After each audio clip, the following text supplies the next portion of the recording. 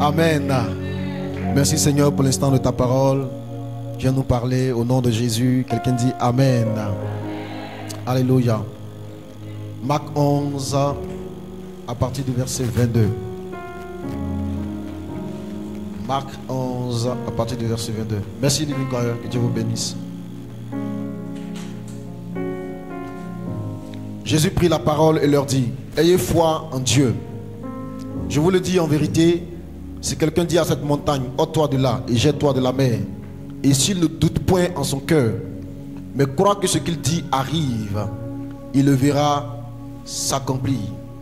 C'est pourquoi je vous le dis, tout ce que vous demanderez en priant, croyez que vous l'avez reçu et vous le verrez s'accomplir. Amen. Acclame la parole du Seigneur.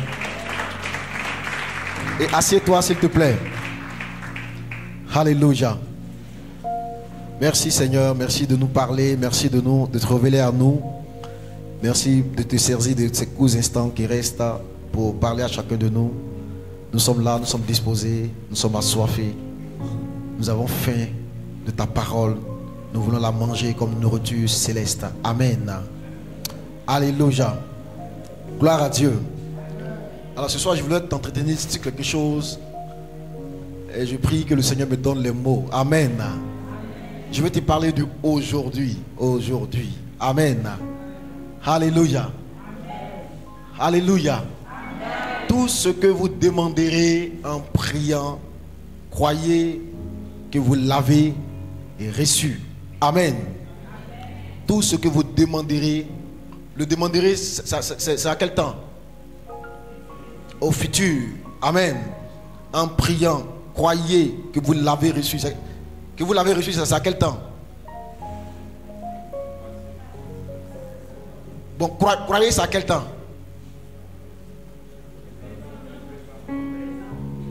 Iji. Conjugaison. Hey!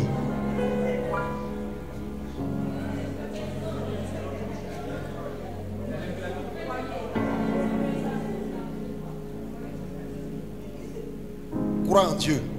C'est en quel temps?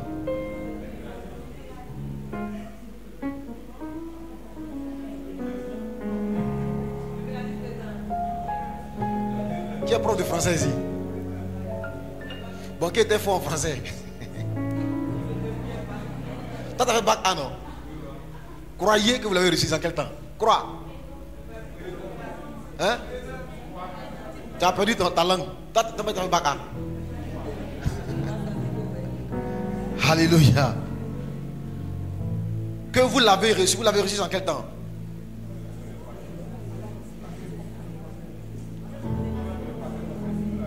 Je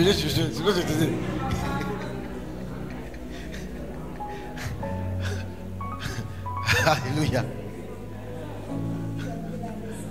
Tout ce que vous demanderez, dans tous les, il y a quoi dedans?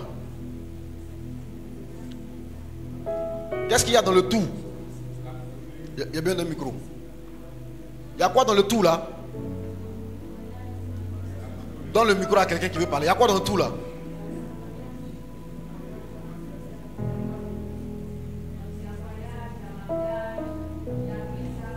Pizza. Toi, tu mets quoi dans tout là? Tout ce que vous demanderez. Oui. Excellence dans le ministère, percée.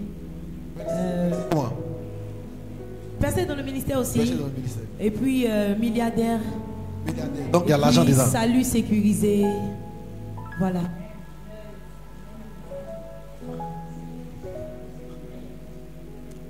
Tout ce que vous demanderez en priant. Il y a quoi dans tout là? Dans le tout là, chacun pour lui. Hein? C'est pas ça? Hein? Chacun pour lui. Tout ce que vous demanderez en priant, croyez que vous l'avez reçu. Et vous le verrez.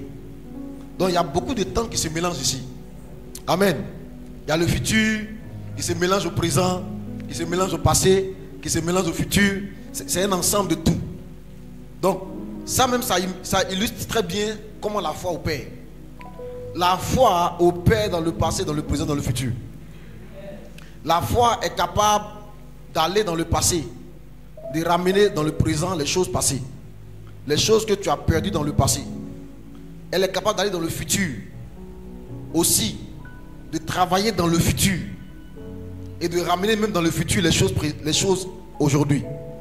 En fait, ce soir, je viens de te parler du aujourd'hui. Aujourd'hui.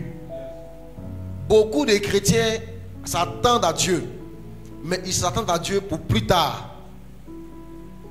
Ils s'attendent à Dieu pour une autre saison. C'est parce qu'il n'est pas né dans la bonne famille. S'il rentre dans une autre famille, ça va changer. C'est parce qu'il n'a pas la bonne école. Quand il va aller dans la bonne école, ça va changer. C'est parce qu'il n'a pas le bon mari. Si elle laisse celui-là, qu'elle prend un autre, ça va changer. C'est parce qu'il n'a pas épousé la bonne femme. S'il laisse celle-là qui prend la femme de la saison, la femme du ministère, ça va changer. Beaucoup de gens s'attendent à Dieu, mais s'attendent à Dieu pour plus tard. Ils n'ont pas compris que Dieu est le Dieu du aujourd'hui. Dieu est le Dieu du présent. Dieu exauce maintenant. La foi, ce n'est pas quelque chose, comme disent les Anglais, to postpone. Ce n'est pas quelque chose qui, pour plus tard, qui se reporte.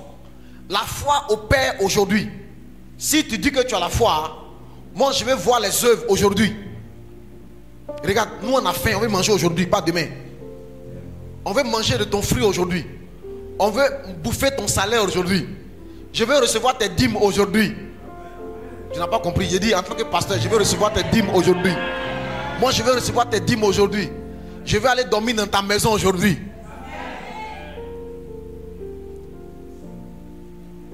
Nous n'avons pas la foi parce que nous croyons en Dieu, mais pour plus tard. Nous devons comprendre que Dieu opère dans le aujourd'hui. Et le aujourd'hui, c'est un grand mystère, mes amis. C'est l'un des plus grands mystères de la vie chrétienne.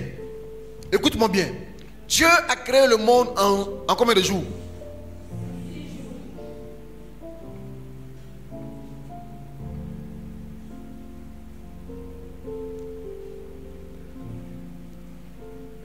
D'accord.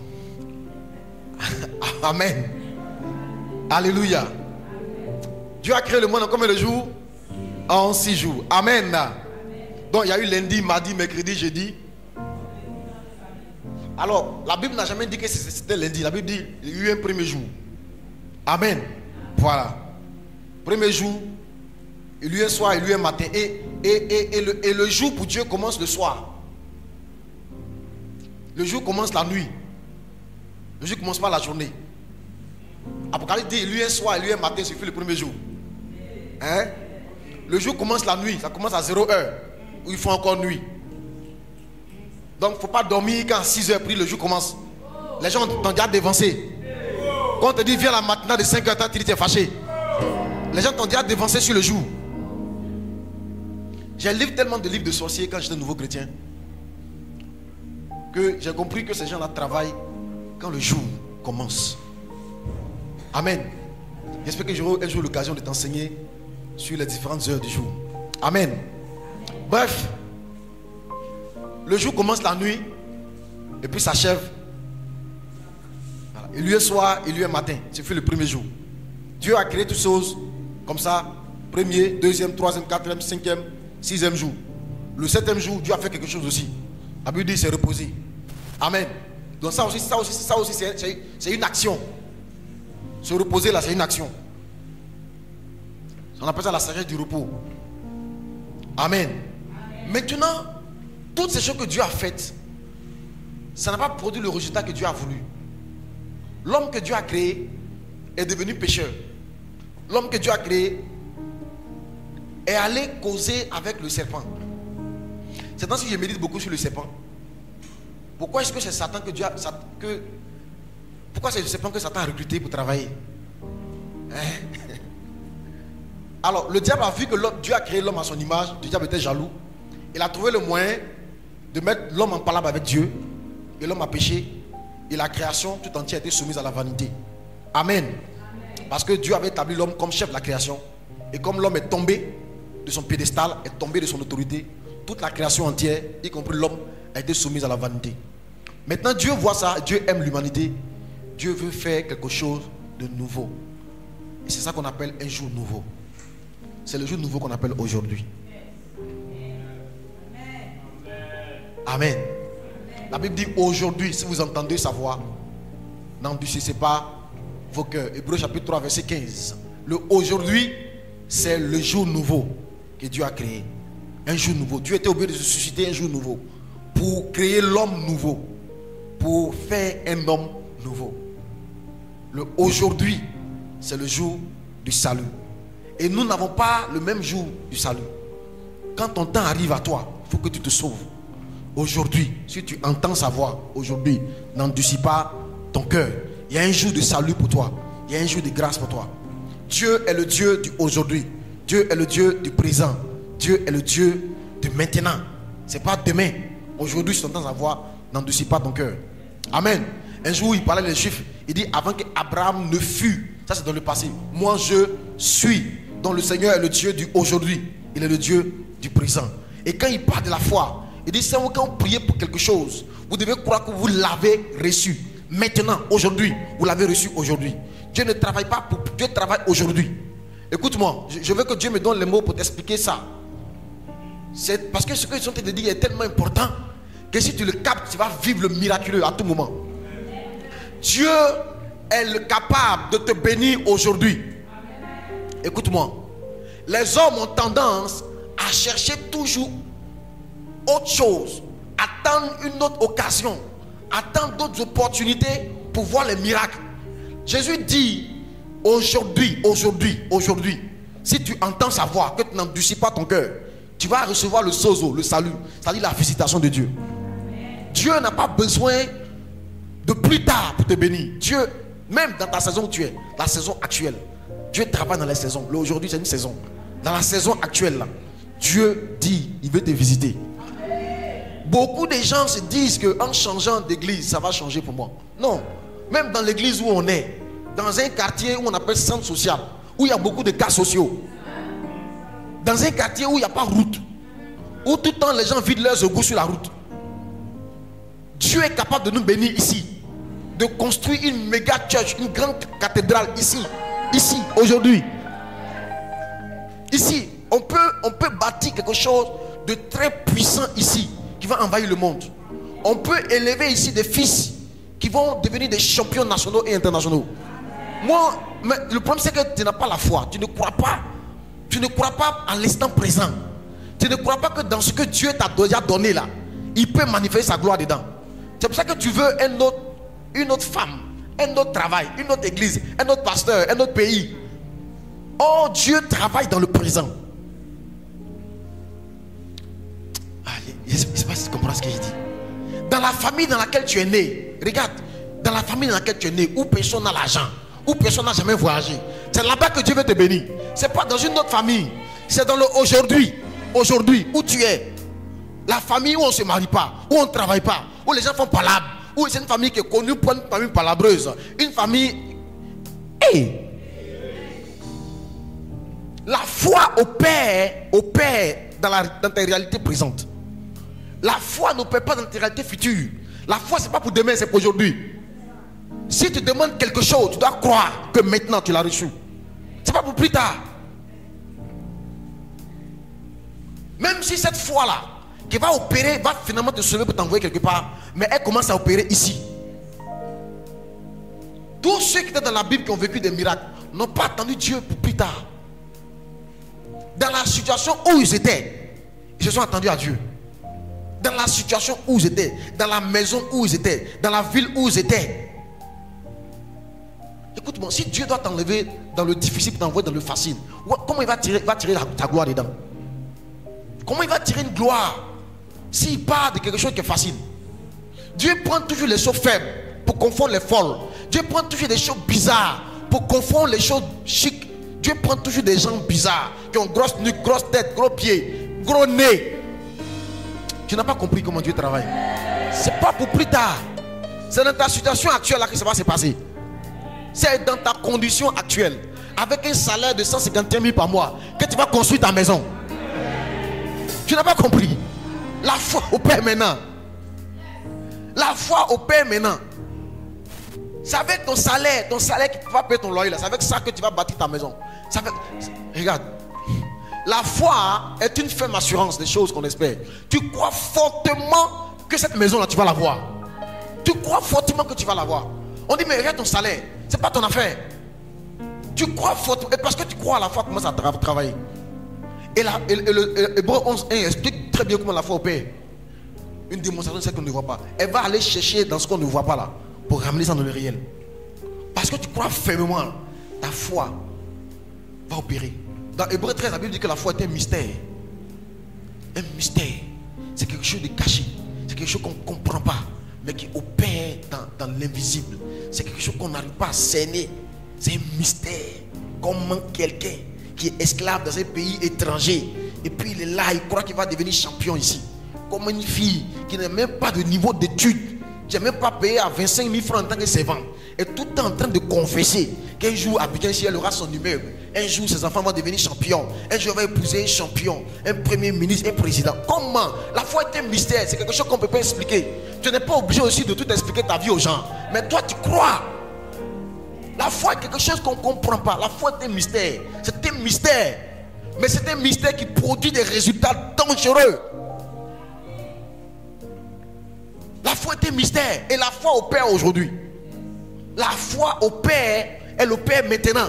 Elle n'opère pas pour plus tard. La foi agit maintenant. Si tu crois aujourd'hui que tu peux être sauvé, tu seras sauvé aujourd'hui. Si tu crois que Jésus est ressuscité des morts et que son sang a versé pour toi, tous tes péchés te seront pardonnés aujourd'hui. Aujourd'hui même. Aujourd'hui même. Il a dit aux brigands sur la croix, aujourd'hui même, tu seras avec moi dans le paradis. Ce n'est pas pour demain ou après-demain. Aujourd'hui même. Aujourd'hui même. Quel que soit le nombre de péchés que tu as commis, si ce soir tu te confesses, que tu te repens, aujourd'hui même, tout cela sera pardonné et oublié. Notre Dieu est le Dieu d'aujourd'hui. Notre Dieu opère aujourd'hui. Écoutez ma voix, Église de Dieu, entrez dans la dimension d'aujourd'hui. Quand vous priez pour un sujet, attendez-vous à Dieu aujourd'hui. Croyez en Dieu aujourd'hui, pour aujourd'hui. Aujourd'hui. Ce que vous demanderez en priant. Dans la vie, même t'invite à demander. Oh, toi, tu ne demandes pas à Dieu. C'est pour ça que tu ne pries pas. Parce que tu n'as pas confiance que quand tu vas demander, tu vas recevoir. Et le diable te vole. Et le diable te ment. Il t'a empoisonné ton esprit. Que quand on prie là, ça ne marche pas. La prière n'agit pas. La prière ne fait rien. Lève-toi toi-même, tu vas te battre. Et le ciel t'aidera. C'est un mensonge. Dieu est capable de te donner au-delà de ce que tu peux penser et imaginer. Dieu est capable de te donner au-delà de ce que tu peux penser et imaginer. Dieu est capable. Dieu est capable. Dieu est capable. Il y a des gens qui ont bossé du 1er au 31, des janvier à juillet et qui ont joué au bac. Dieu est capable. Dieu est capable. Ceux qui disent que c'est tes efforts qui te poussent n'ont pas compris la dimension du surnaturel. Si un sorcier t'a bouffé ton intelligence, tu ne réunis pas dans la vie. Moi je dis souvent, je demande souvent à ceux qui croient, ne croient pas en Dieu. Ils disent, hey, tu crois au sorcier? Il dit oui. Il dit, toi tu viens me présenter. Tu crois que le mal existe, mais tu ne crois pas que le bien existe. Tu crois que Satan existe, mais tu ne crois pas qu'il y a un Dieu tout puissant. Tu dis non, dans la vie, ce que tu fais là, ça tu récoltes. Quand tu as fait de prières de Dieu, il dit, mais si tu crois que le sorcier peut tuer quelqu'un, il dit oui. Et toi tu viens me présenter. Le sorcier devant un chrétien, c'est un soldat de rang. Devant un général d'armée. Un chrétien est un homme suréquipé, surarmé, surentraîné. Un chrétien c'est quelqu'un qui a des armes, des missiles ultra modernes. Un chrétien c'est pas petit l'homme. Jésus dit le plus petit du royaume de Dieu est plus grand que le plus grand dans ce monde. Donc le plus petit parmi les chrétiens en réalité est plus grand que le plus riche de ce monde. Tu n'as pas compris le royaume. Le royaume de Dieu n'a rien à voir avec le royaume de la terre. Un chrétien, le plus petit des chrétiens, c'est celui qui vient de naître, qui ne connaît rien. Jésus dit il est plus grand que le plus grand dans ce monde. Qui est le plus grand dans ce monde? Prends peut-être le président des États-Unis. On dit que c'est le plus grand. Le président de la Chine, peut-être c'est le plus grand. Mais tous ces hommes, la Bible dit Le plus grand d'entre eux ne voit pas le plus petit dans le royaume de Dieu. Ne compare pas le royaume de Dieu au royaume des ténèbres. Ne compare pas un chrétien à un sorcier. Ne compare pas un chrétien à un féticheur. Ce n'est pas les mêmes grades. Ce n'est pas la même armée. Ce n'est pas les mêmes rangs. Ce n'est pas le même royaume. Ce n'est pas les mêmes dimensions. Il y a un qui est assis dans le lieu céleste avec Christ, qui règne. Et puis il y a un qui est dans le deuxième ciel, qui s'envole, qui va faire des trucs. Mais il y a un qui est assis, qui règne dans le lieu céleste avec Christ. Donc quand on adore Christ même là, lui-même il reçoit un peu de gloire et d'honneur. Un chrétien, ce n'est pas un petit gars. Un chrétien, ce n'est pas un homme à banaliser. C'est un citoyen du royaume de Dieu. C'est quelqu'un dont le nom est écrit dans le livre de vie. Quelqu'un il est ici, et puis le Seigneur est en train de construire une maison plus au ciel. Jésus dit, je vais vous préparer une place. Quand j'aurai fini, je viendrai vous chercher, afin que là où je suis, vous soyez aussi. Quelqu'un comme ça te dit, il fait pitié. Quelqu'un comme ça il te fait pitié. Et chrétien, c'est un être à part. La Bible dit que les anges eux-mêmes aimeraient plonger les regards dans ces choses. Ils sont étonnés. Ils sont avec Dieu depuis l'éternité. Mais comment Dieu a pu aimer les hommes de cette façon? Ils sont étonnés. Parce que la Bible dit aucun d'eux, Dieu ne l'a appelé fils. Aucun d'eux, aucun ange n'a dit tu es mon fils. Mais à nous, il nous appelle ses fils bien-aimés. Tu n'as pas compris que même autour de toi, il y a des anges qui se promènent, qui campent autour de croix, qui veillent sur toi pendant que tu dors. Tu es un être à part, céleste. Mais si tu veux vivre dans le charnel, tu vas être privé de tes grâces et de tes faveurs. Active la dimension spirituelle qui est en toi. C'est ça qu'on appelle la foi. La foi est une ferme assurance des choses qu'on espère. Une démonstration des choses célestes. Une démonstration des choses surnaturelles. La foi, c'est un mystère, mes amis. Quelque chose qu'on ne comprend pas. Quand j'étais renvoyé de l'école, je disais à ma mère, un jour je serai un grand. Un jour je serai un grand. Tous les jours, je lui disais ça. Des fois quand je dors, je fais des rêves où je me vois avec les champions. Quand il me dit, maman, un jour je serai parmi les grands. Un jour elle s'est énervée. Elle dit, toi ton affaire de Dieu là, c'est trop. Va à la zone, va chercher travail. Il dit, maman, mon Dieu que je sais là, il m'a dit qu'un jour, aïe. Et à un moment donné, moi j'ai commencé à douter. C'était difficile pour moi. Pour manger, c'était dur. Dieu a vu ma foi. Il a vu que ma foi était en détresse. Il a envoyé une jeune fille comme ça. Une jeune fille. Elle est venue chez moi un jour. Elle s'appelle Sylvie. Elle dit, je viens te parler de la part du Seigneur. Elle dit, Dieu dit, il va t'ouvrir une porte qui va t'étonner. Ce jour-là, j'étais assis. Je me souviens dans un espace public comme ça.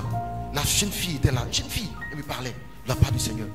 Dieu a vu que j'avais foi en Dieu. Mais ma foi est en détresse. Parce que ce que je vivais était contraire à tout ce en quoi je croyais. Dieu est venu au secours de ma foi. Il est venu me fortifier par la parole d'une prophétesse.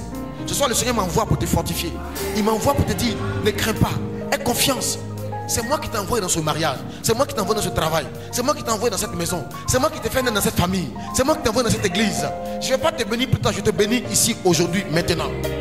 Ma faveur et ma grâce, c'est pour ici et maintenant. Ma faveur et ma grâce, c'est pour cette saison et pour cette église. Et pour ce moment précis.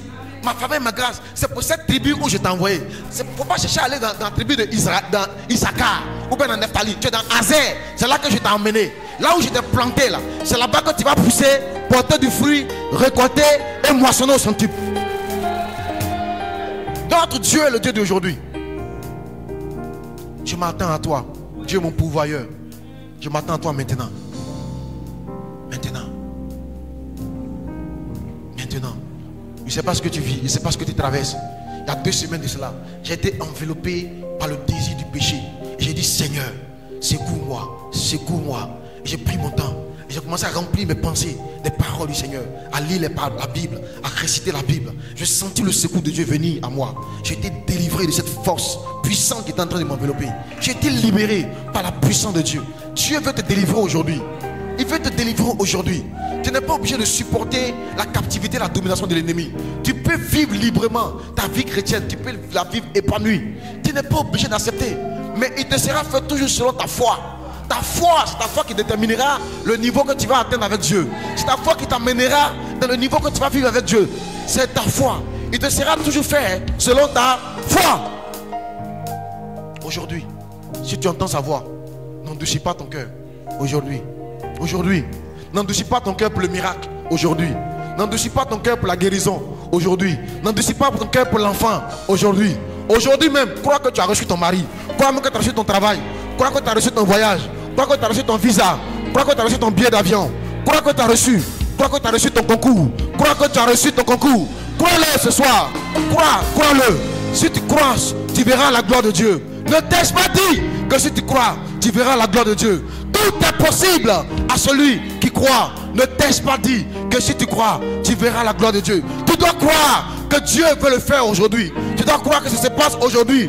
Aujourd'hui même, tu as reçu ton miracle. Tu as reçu ta guérison. Tu as reçu ton voyage.